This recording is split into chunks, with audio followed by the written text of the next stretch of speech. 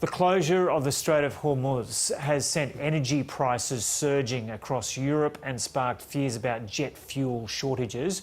The European Union has called an emergency energy summit in a bid to secure energy supplies. Deutsche Welle correspondent Lars Halter joins us now from Berlin. Lars, good day. So what are you hearing from this emergency summit?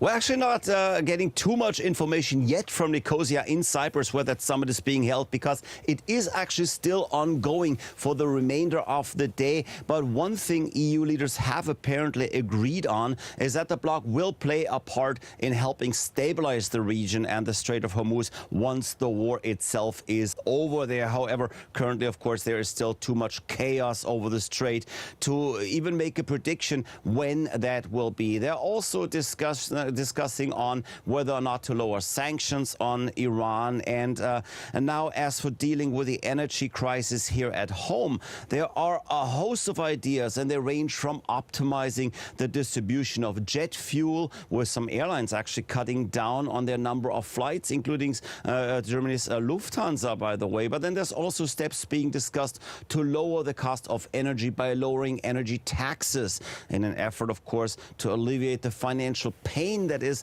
felt by both businesses and consumers.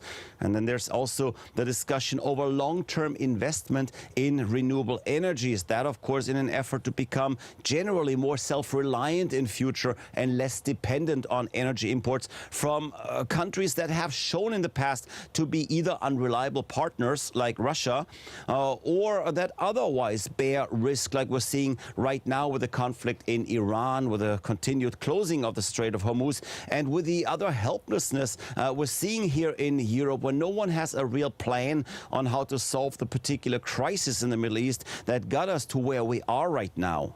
And so what's the scale of the energy crisis in Europe now?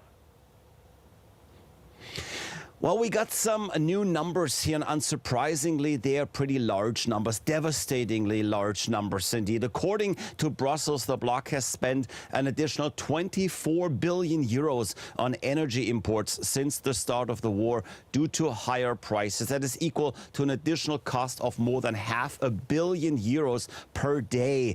And that, of course, all without receiving any more energy than before, just really paying the higher prices here. Now, that cost is obviously a huge problem for the economy, as it hits both businesses and consumers. On the business side, it makes all sorts of products more expensive, from steel to fertilizer to materials, really anything that is produced using a lot of energy, of course. So we're seeing heightened inflation there on top of a general hit to growth. Altogether, of course, a scary economic outlook for Europe. As for consumers, they're paying more at the pump, they're paying more to heat their homes. Good thing, of course, we're heading into summer and those heating costs will pretty much fall away. But generally, consumers are having a hard time right now, and that directly impacts their spending and again, then the economy in general. And this is the second time Europe has faced an energy crisis in recent years. What's being done to protect supplies in the long term? And we often hear in Australia how innovative Germany is in terms of renewable energy. How's Germany going on that front?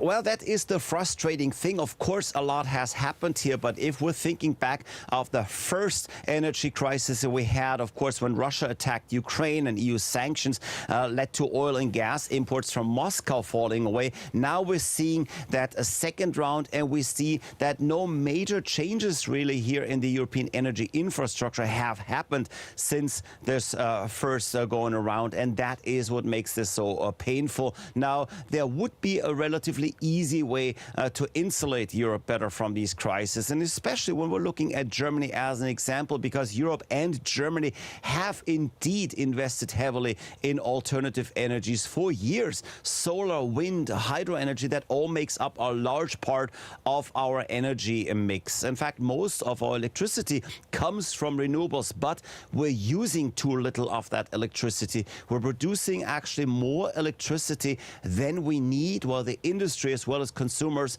are still using oil and gas for mobility, for heating.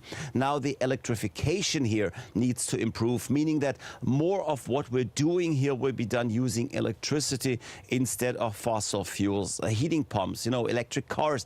We need a lot more of that, but progress here has been really slow for years. Yep. OK, Lars Halter there in Berlin. Prince Harry has made a direct appeal to Russian President Vladimir Putin to stop the war in Ukraine. During a surprise visit to Kyiv, the Duke of Sussex also urged the world not to forget about the conflict.